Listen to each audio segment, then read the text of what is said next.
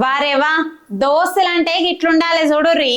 22 ఏళ్ల కింద మనతో చదువుకున్న దోస్తు ఈ మధ్యనే యాక్సిడెంట్ అయి పానం మంచిగా లేక ఎటు పోలేని పరిస్థితిలో ఉన్నాడని తెలుసుకొని దోస్తుల దినోత్సవం నాడు దోస్తులంతా పనులు ఇడిచిపెట్టుకొని అందరు కలుసుకొని బండి కిరాయి తీసుకొని దోస్తు ఇంటికి పోయిరట.